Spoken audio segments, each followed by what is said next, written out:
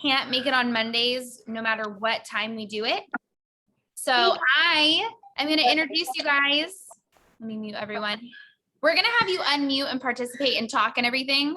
But first, I want to introduce our host for tonight. Her name is Jen. I've actually known her for a super long time. We were friends all the way back, and I'm pretty sure AP Human Psychology in high school. And she is just absolutely doing so awesome here. She came in, she went Fast Start Executive. She's working on going elite this month, and she's just an absolutely fabulous leader. So I'm so excited for her to lead this tonight. Take it away, Jen. Hello, everyone. So yes, that's the first thing I was going to say is that participation is going to be really encouraged. And I do have a fancy list of people who are hopefully here. And I'll call on people if y'all aren't raising your hand to try and contribute here. So I'm hoping if you're here, that means that you've already read chapter 1 and 2. Whether it was Audible or Real Book or Kindle or whatever. I hope that you guys had some awesome takeaways.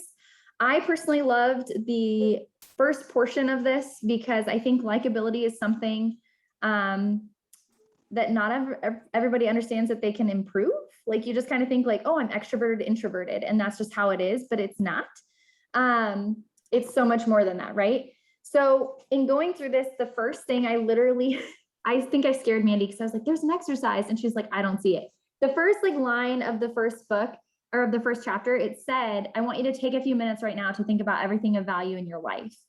And I think especially for us who are running our own businesses, it's really important to do this kind of like this check of like, okay, let's celebrate where we're at right now. What have we accomplished, right? And then what I like to do from here is I like to do a dream map and go from like to where I want to go. Right? So what do I have of value right now and what do I want in the future? And then I put a time on it, right?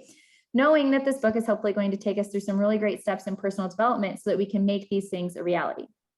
So think about your family, your relationships, your home, your car, your education, and your overall net worth, right? So even with that, think about the debt that you want to pay off. What is it currently? You might hear some sidekicks, and I'm sorry, that is real life. They're all still awake. It is what it is. So I'm wondering, did anybody like see this and like actually try to do this? You can just nod for this one. Yes, no, maybe so. I saw it, but not really. No, I'm seeing a lot of no's. That's okay. That's okay. In the future, I love doing exercises like that. I think likability and credibility go hand in hand, right? And with likability on social media, this is literally what I thought about the entire time. I'm like, okay, I wonder if Reels were like a thing when he wrote this. What are some ways, this is an actual question, what are some ways that you think you can portray your real human self, your likability through what we do on social media? Smiling. I really feel like just smiling on social media, like in your reels, in your pictures, in your stories, smiling and laughing. I genuinely feel like people feel that on the other end of the camera when you're like cracking up. Like sometimes I will do the stupidest things and I will laugh about it with myself on Instagram. And I feel like other people laugh at me too. And it's a great time. Does anybody know who Katie Fassett is? Does anybody follow her? She's a mom of 3 boys on Instagram. She's not in our business whatsoever, but she does all the funny ones that are like doing dishes while she's like dancing. She's never done up. She's literally never done up. I've never seen her with makeup in my life, but she has the most, you should look her up. It's KATY.FASSETT. I guarantee you, if you have ever looked at Reels, I promise you have seen one. She has gone viral a bajillion times. She's amazing. Anytime I think of her hair in a bun and her smile is literally so big you can see all of her teeth. Yes. She's a beautiful human being and she's a hoot. And she literally did a post about this the other day and she said, I went viral and like got a bunch of followers when I decided to show up and be myself instead of who I thought I should show up as. So I'm goofy, I'm weird, I am never done up, I never have makeup on. I am a mom to 3 boys, 3 and under. She's like, this is just me. And when I actually showed up on my Instagram like that, I got followers. And now she's killing it. Like, I think literally majority of her reels have over 50,000 likes and she's hilarious. She's won an engagement. I'm like, she doesn't follow me, but I like her. So I'm going to keep following her. Stop it. I also have dogs. It's Noah's Ark over here. The other thing is recallability, right? So I think that this goes back to the smile thing is I will cut you, our smiles and our, sorry, Jennifer, I killed her right there. The ability to remember somebody, right? Like if it's a funny reel, we remember them and we want to, and we will copy it. Versus if it's just meh, like no one's going to want to copy it and it's not going to be anything noteworthy or to write home about. So I think it's really hard because I think a lot of this, he is talking about networking in real life. And obviously with just the world, that's not happening right now. And I mean, frankly, I don't really want to throw parties. That's part of the reason why we're here, right? So doing this in social media and trying to be human, I think that's where Mandy and Casey really hit home with doing stories and showing your actual face in your stories. That's a really, really important thing. Did anybody, this is weird. I actually Googled, and you can do it too. When you're done with this, you should Google likability. I think I just did a likability quiz. And there are websites online that do free likability quizzes, and they give you little tips on like how it's basically like questions on how you would interact in a social setting. And then it gives you of how likable you are. I got 85%. So I'm like, I guess that's good. But it gives you some feedback on like things that you could improve on based off of your responses. So if anybody wants to nerd out on that, go for it. There was something else that I really wanted to touch on. Wait, Okay, Jen, yes. is there a link to that? Can I put it in the chat? What was it called? The one that I literally just Googled likability quiz. Okay, I'll do that. Likability. I'm real like it's, and it wasn't affiliated with this. The one that I did was by Zandax, Zandax. Use our quiz to get people to like you. Anyways, this is something, okay, so I worked at Starbucks for 2 years. And it was one of the absolute best jobs I've ever had in my entire life. I loved it. One of the biggest things Starbucks drives home is names on the cup, right? I always asked my customers how I spelled their names because I was a good, decent human being and I didn't want to butcher it. But it really got to the point where I'm actually really good at remembering names, not just the first try. Everyone's always like, how do you know everyone's names? And I always say it's because I worked at Starbucks. But he really drove this point home in this book. Your job is to always make others feel important. And the easiest way to do that is by calling someone by their name. Mandy is my mentor, obviously Casey above that. Mandy really, really, really, really hits it home that when you're doing your messages, you should be sending them with your voice, right? How many of you can hear a smile in somebody's voice? Like I can hear a smile in somebody's voice. Not to mention you're calling them by their name, right? So it's even like scrolling a little bit just to see what they've been up to. Like, oh my gosh, I saw you and the kids went to the beach and how fun was that? I was just thinking about you this week. How's it going? Right? Even just getting in relationship with those people, especially if you were on Kristen Wyatt's training last week about how you should be driving at home these first 2 weeks of the month. It's really easy to just send out a butt ton of voice messages and smile through it, right? Be happy through it, be goofy. Don't show up perfect because nobody wants perfect. But it's those lasting impressions. I literally had someone, I'm newer to this, right, guys? I've only been here since the end of May. And I literally had someone say, thanks for sending voice messages because I can actually just hear your voice and it makes it a little bit more human. Like it's much better than sending messages back and forth. And honestly, I just do it because I have too many kids and I can't type that long. But it's true. Like hearing somebody's voice makes it a lot more real. So what are ways that you guys think, what are some other ways that we can make lasting impressions, do you think, through our platforms of social media? Does anybody have any ideas? I'd say like be real and like relatable, not just the whatever smoke and mirror, you know what I mean? Like Instagram, it's all perfect and not real. So I think trying to be real is super relatable too. I think being real, I think that's a fabulous point because being real, being positive, even when there's a negative situation. He really hit that home too. You can be positive, stuff can go south, right? Ish can get messy. Life can be hard and you can still choose to be positive. You can still choose to be the bigger person. There is a very big difference between victimhood, living there, being there all the time, and just having a crappy season, right? There's a huge difference there. So making sure that we are showing the good, the bad, and the ugly, because if we're just showing life as perfect all the time, someone's gonna be like, well, that's not my life. I'm barely making rent. How can I possibly do this? I can't afford to put on makeup. Like it's not gonna be a thing, right? On op calls, I feel like that too. When the op call slide comes up where it's talking about our compensation plan, one of the things I mention a lot is how I really like what caught my eye about Q is the FFM program, because so much of network marketing is really flashy about free cars and free trips. And like, it's not that there's anything wrong with those things, but I feel like a lot of times people just can't even relate to it because it's nowhere in the realm of possibility for them.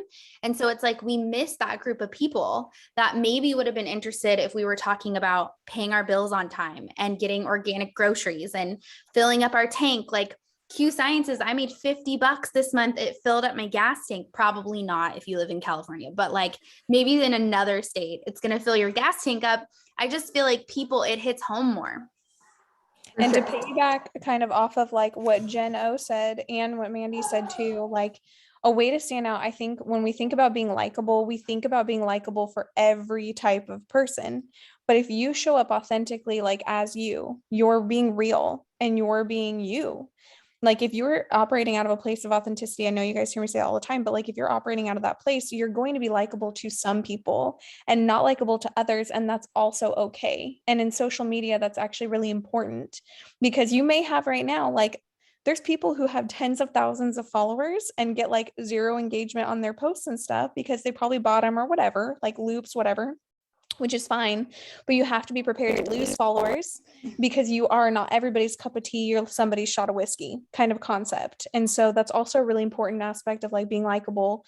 And so like, just like Jen was saying, like showing up as you and being real and being honest, even if some people aren't going to like it, there are some people who find you more likable because of that, because they relate with that.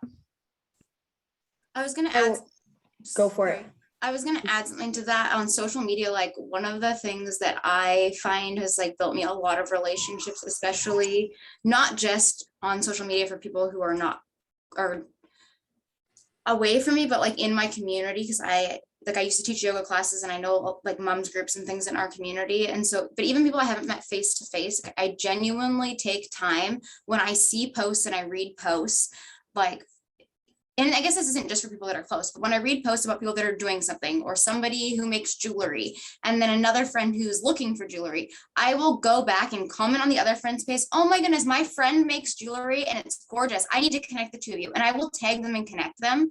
And like I had a friend, and I get messages a lot about like medical stuff or questions like that. I had a friend message me and she was asking me about a specific type of cancer treatment. And I have another friend whose husband's been through that specific type of cancer treatment. And so I said, you know what, I actually don't know about that specific treatment and this and that about it, but let me get a hold of another friend. And I went and got a hold of my friend. Do you mind talking to a friend of mine? And then I put them together in a private message. And I said, guys, I'm going to give you the privacy in this conversation. And then I stepped out. But the thing is like, I do that really often, but the way that actually benefits me down the road, I have found is that people contact their people with me about things. And so, and then people will be like, I'll get messages. I know you know everybody. Do you know somebody who could do this? Or I have somebody that has a question about this. Can I connect you? And so it builds me friendships indirectly in other ways. And so, but you have to be authentic in the connections you make for people. And people have to know who you are. And you have to, when you talk on social media, like be open about the things you know about, what you're comfortable talking about, make people comfortable to come to you. And so, but that's a way that I've made like a lot of really good friends who I wouldn't have had direct contact with, but someone's been like, hey, I know Monique and she knows about that because I've connected them with somebody about something else. So I always just, I don't know, I try to be like a professional connector of people. That's literally networking. Yeah. So And just and it's not even necessarily about products. It's just people connecting people, and they might not even be people that are in my business, but like, it's just, I think it's not just networking, but it's like helping people. And it builds your own personal network because then people, and they talk about this later in the book too, about helping and things like that, but it's just loving on people. Like I just, actually it's just loving on people. a whole podcast on this. I'm trying to find it right now so I can drop you guys the link. But it was this guy. I think this is the guy. He's called the Mindset Mentor on like the podcast app. I'm pretty sure this is it. He did a whole podcast talking about being a linchpin, which is exactly what you just described, Monique. And he was saying that like rather than being the person that you want everybody to know you, he's like you want to be the connector. You want to make all these connections because people remember who introduced them to people. Like people remember that. They're like, oh yeah, so-and-so introduced me to so-and-so. And it always comes back to you. And it's like getting in that serving mindset of like serving the people instead of having the people be serving your purpose. But it was a whole podcast on linchpinning and it was so good. I'm going to try to find the link. Angela, did you have something you wanted to so- add? I did. It was hard to get a word in edgewise. You all are so fabulous. But one of the phrases I had highlighted in chapter 1, it said, most of us treat others based on how we like to be treated rather than how they would like to be treated. And that is so true. To be successful, you really have to be unselfish.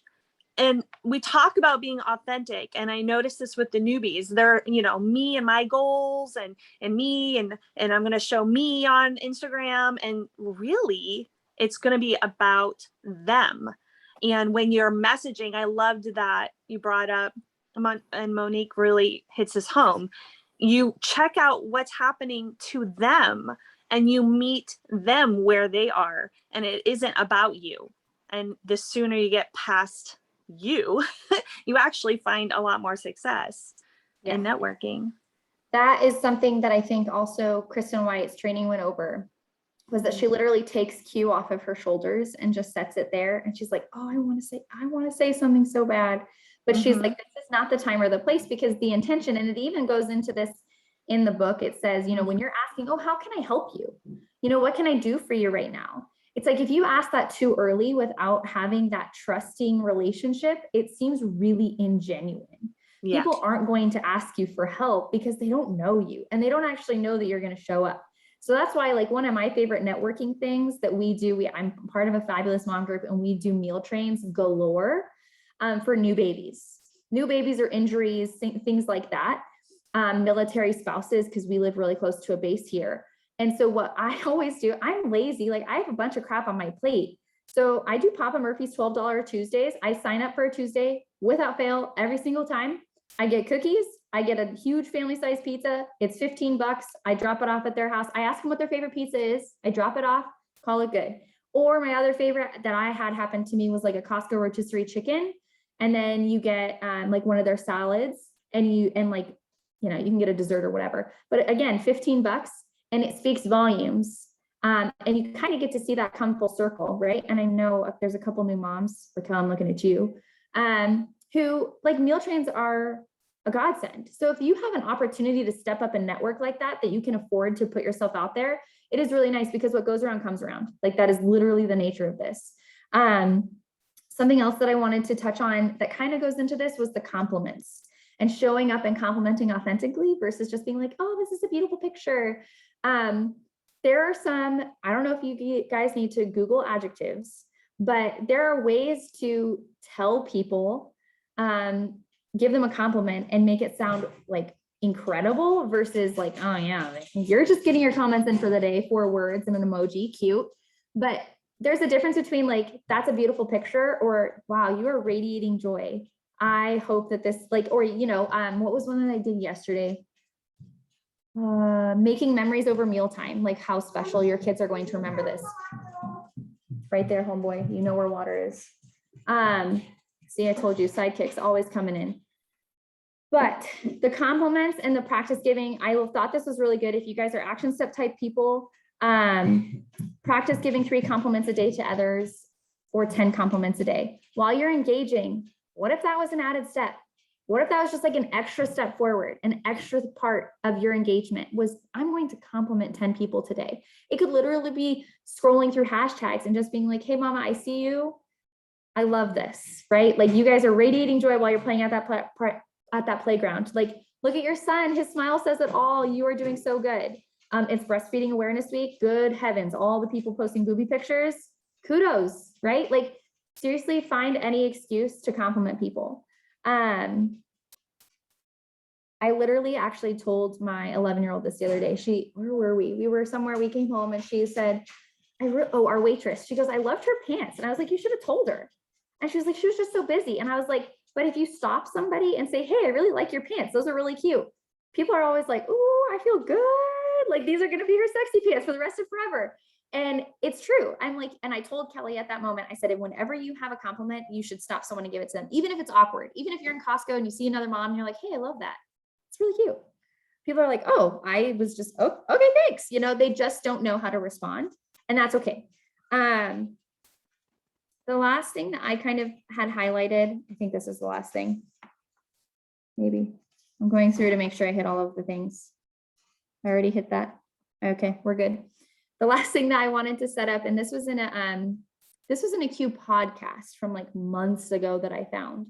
Because I do well with recordings. I don't do well tuning in live because kids, but recordings, those are my jam. So I found this podcast and it was actually Kristen White again. I'm pretty sure I'm stalking her. It was about setting boundaries and showing up.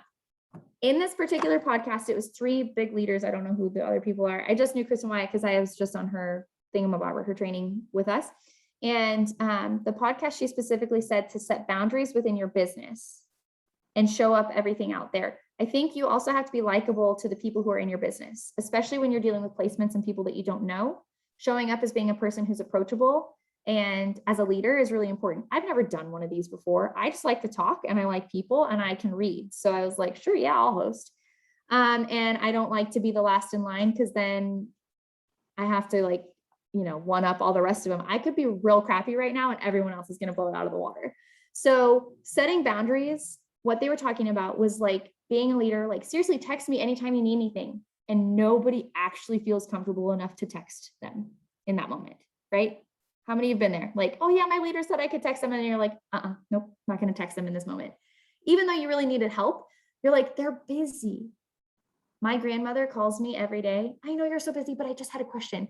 I'm not busy. If I was busy, I wouldn't answer the phone. Okay. So you have to set clear enough boundaries to protect your family because that's your job, but the people beneath you, they need to know that it's okay to contact you and that when it's a time appropriate, you're going to respond back. I always tell people, unless I'm elbows deep in a poopy diaper, you're probably going to hear from me pretty quick. Like, unless I'm in the pool with my son, you're going to hear back from me because my phone, I have an Apple Watch. It's literally on me all the time. So it's totally fine for you to reach out and I will get back to you as soon as I can. Okay. Also, I literally turn my phone off when I sleep. So you're not going to wake me up. I don't care what time it is, reach out. I think setting those boundaries and walking away from your phone, I know it's hard, is really important for your family and being likable to your family. I think he really touches on that by being likable with his wife. I don't know how many of you have walked those difficult seasons where your husband is staring at you or your wife, if there are men on here, and they're like staring at you like you're on your phone again. I literally can't handle this. Like you do need to schedule date nights. You do need to make sure that you have their buy-in, right? Like you signed up for this, but did they? Did they sign up to then come home, work all day, come home and not see you? So you need to make sure that you're really clear on that because you want to be likable to your spouse. You don't want this to cause a rift in your marriage because then you're sure as heck not going to go anywhere. So those are kind of my tidbits. I would love to hear any other takeaways or any other like tangents off of those.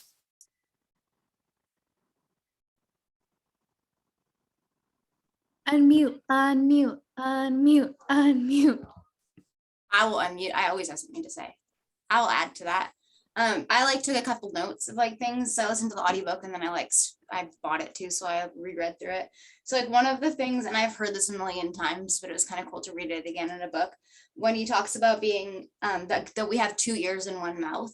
So this is something I've heard in a lot of network marketing trainings. You have 2 ears and 1 mouth, and that's how you're designed to use them. So, and I think like we forget this all the time. And like, I love to talk. So this is something I have to remind myself, especially when you're trying to find out what someone's like pain points or something that if you want to help them, you have to just shut up. Like people, they want to talk to you, but you have to be quiet enough to let them. And so, like the other thing that I've really been working on is that, and I work with patients and I work with a lot of patients that have like mental health issues. And so I have to get be quiet so I can actually allow them to have the time to get comfortable talking to me. And one thing I've been working really hard on is when people open up and share with me, instead of me saying, oh, I'm so sorry to hear that, or at all giving any judgment on how I feel about what they've told me about their life. And this is the same when people even share their health with me in regards to products or whatever. I'm really working on just saying, I am so happy that you felt comfortable enough to share that with me. So I don't get to make a judgment on if they say that they, well, I'm 120 pounds or I'm 170 pounds. I don't need to say anything about that. I'm so happy that you shared that with me. How can I help you with that? Or what are your goals around that? But I'm just really trying to show people that I appreciate that they're even comfortable enough to share anything that they share with me. And that's like part of me telling them that I'm ready to be quiet and listen to whatever else you want to share. So I was just really excited to read that. And again, I thought that was a really good reminder. And then you were talking about the compliments, and I wrote in the chat like a compliment sandwich. And I don't know if that's actually what it's called. I don't know if, do any of you know what a compliment sandwich is? You guys? Yeah. So like for me, what a compliment sandwich is I always like compliment. And then I usually ask, like, if I'm complimenting someone's shoes, I'll be like, oh my gosh, I love your shoes. Like, where did you get them from? I'll engage in some type of conversation. And then I'll be like, so that they don't just feel like I'm just complimenting out of the blue. Like I'm engaging with them so they know that I actually care to talk to them more and engage with them. And the compliment that doesn't just come from the compliment of being like, I like your shoes, is like, where did you get them from? And then my second compliment that I close it out with is usually like, you have like seriously good style, or like, I love your style. So to me, there's like more that goes into just being like, cool shoes. So like it says you're actually taking time to like address somebody as a human, not just like, I like a shirt. Like anyone can see that they have a nice shirt on, but the fact that you actually acknowledge they have a nice shirt, they put the effort into going to a store, like they clearly care how they're dressed. So you're acknowledging them as a human, not just as like what they're wearing. So I don't know. I think that there's value in that too. So those were a couple of the notes that I made. I think those are awesome. Thank you. The only reason I kept it really short is because I thought I saw somebody else on mute, but I'm not sure. Anybody else? I'll unmute. I'm currently in my car driving home from soccer practice and dropping off a kiddo. So I can't make eye contact, even though that's something that I read, is making eye contact with people and showing genuine interest in the things they are saying. My main thing was about the smile that I just love, and how pretty much everything he talks about kind of comes back to just who you are innately as a person, or are trying to become innately as a person.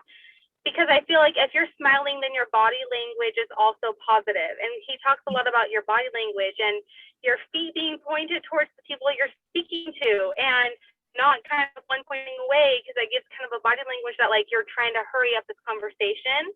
And I was just thinking about the way that I speak to people when I am engaging, and how I do kind of like stand on one hip with a foot pointing out, instead of like really focused on like my posture towards them, and how that could be taken as a sign that like I'm not as interested when I truly am.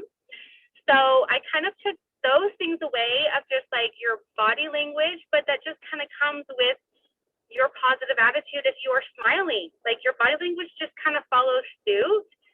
And I honestly, this is gonna sound so cheeseball, but I was thinking about Mandy, because every time I see your face, you're always like so smiley, your voice is so peppy, and I'm like, dude, I used to be so likable and like smiley. What happened? So I take inspiration from you, Mandy, because I used to always be known as the kid in high school and middle school that was like the happy person. And I remember one day in junior high I was like upset about something. I don't even know what it was, but everyone at the school noticed. I'm like, what's going on? Like, Tess is not smiling and not happy. Like something is happening. And so I'm trying to kind of get that back and just be that person that people think of. Like when you think of someone that's happy, I want to be that person in a genuine way where they're like, Tess is that person, and creating those relationships. So sorry, that was really long, but I'm Tess McConnell, by the way. for everyone that doesn't know me. And I live in California, pretty close to Mandy, to introduce myself. Everybody better remember her name, okay? Yeah, I know. Not this week. So I was gonna say she's gonna show up at convention. We're gonna be like, "You're Tess. I remember you. You're so happy." Yes, I think that that's a really good point. The last little note I wanted to touch on is whenever I read a personal development book, I'm not sure if you guys do this too. I read a lot of these things. On page 5, he specifically mentioned 2 other books that he read to contribute to this book. So if you are ever going to do yourself a favor and you're like, I wonder what book to read, you should probably read the ones that are in here. So the 2 are How to Win Friends and Influence People and the 5 Love Languages. And I guarantee you there will probably be more.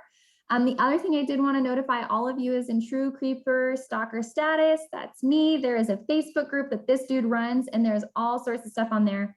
Initially, I was not trying to get out. I wasn't getting out of this. I was trying to cheat my way through to see if he had any book talk discussions, but he didn't. So he had a bunch of other book lists though for personal development books. And it was really cool. Like it's just a bunch of leaders and no one really mentioned companies. So at least it's something to go in. It's kind of like a think tank, I think. So check it out. If you like literally Google book talk, I think it popped up. So anyways, I think that's it. Great. Thank you Yeah. guys so much. This is awesome. Jen, you just did a fabulous job. Kudos to you. The bar is set high, man. I'm glad I went last week with a 5-minute Zoom and you did tonight. Thank you guys so much for coming. We're going to meet same place, same time next Monday.